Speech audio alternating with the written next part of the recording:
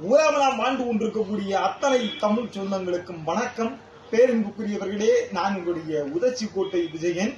இன்று இப்போது நீங்கள் பார்த்து கொண்டிருக்கக்கூடிய காட்சி என்னவென்று பார்த்தீர்கள் என்று சொன்னால், இறைமகன் இயேசு கிறிஸ்துவனுடைய புனித சீடராக இருக்கக்கூடிய தேவசகாயம் பிள்ளை அவர்கள் சுட்டுக் கொல்லப்பட்டு உயிரை தியாகம் செய்த ஒரு புனிதமான இடமாக இருக்கக்கூடிய இந்த தேவசகாயம் மூன்றிலே அவர் உயிர் தியாகம் செய்த இடம்.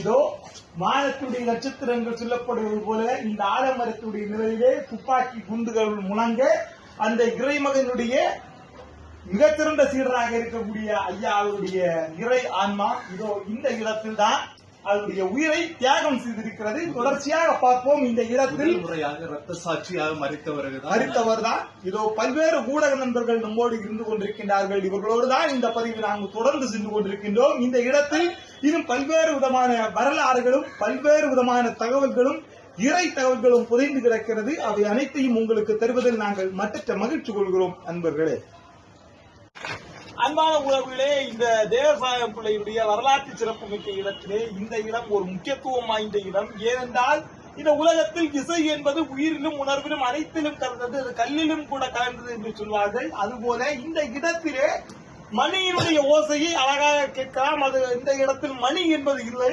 ஆனால் கல் இருக்கின்றது. இந்த இடத்தினுடைய இந்த பாறையுடைய பெயர் மணி அடிச்சான் பாறை. ஏனென்றால் இந்த கல்லிலே ஒலி எழுப்புகின்ற போது அந்த ஒலியானது மணியை அடித்த ஒரு நாதத்தை கொடுக்கின்றதோ பாருங்கள். கல்லை தட்டினாலே மணி அடித்தது போல அந்த அதே இதுலதான் இருக்குது. இந்த கல்லுல அந்த சவுண்ட பாருங்க. மணியை அடித்த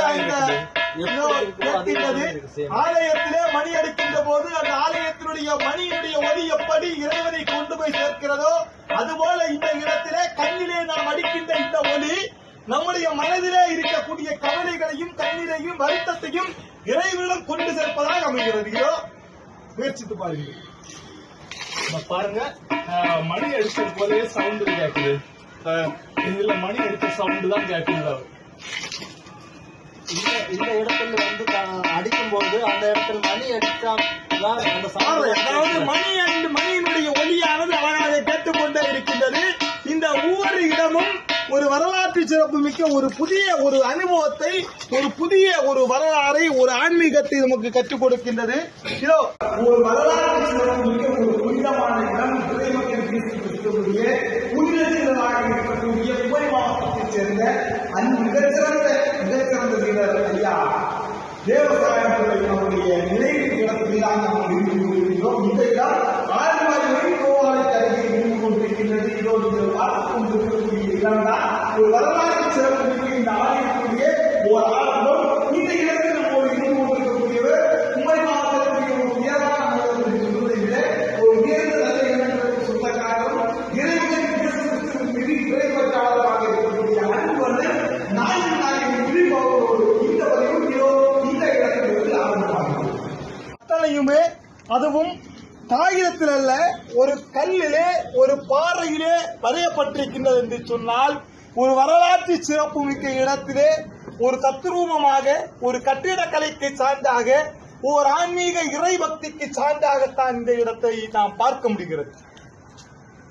நாங்கள் இருந்து கொண்டிருக்கக்கூடிய இந்த பகுதி மறைசாட்சி தேவசாயம் பிள்ளை தன்னுடைய வாழ்க்கையிலே அவருடைய உயிரை தியாகம் செய்வதற்கு முன்பாக இறைமகன் இயேசு கிறிஸ்துவிடம் இறுதியாக முழங்காலிட்டு ஜெபித்த ஒரு இடம். இந்த இடத்திலே அவருடைய முழங்கால் மற்றும் அவருடைய கைகளுடைய பாதம் பதிக்கப்பட்டிருக்கிறது. இந்த இடத்திலே வரக்கூடிய அனைவரும் தன்னுடைய மனதிலே இருக்கக்கூடிய கவலைகளை இறைவனிடம் சொல்லி அவர்கள் மனமுருகி வேண்டுகின்ற அந்த இடத்திலே அவருடைய வாழ்க்கையிலே பல அற்புதங்களும் பல நல்ல நினைவுகளும் இந்த இடத்திலே அமைந்திருக்கிறது, நடந்திருக்கிறது என்பது இந்த இடத்தில் இருக்கக்கூடிய மிகப்பெரிய வரலாறு. இந்த இடமே சாட்சி.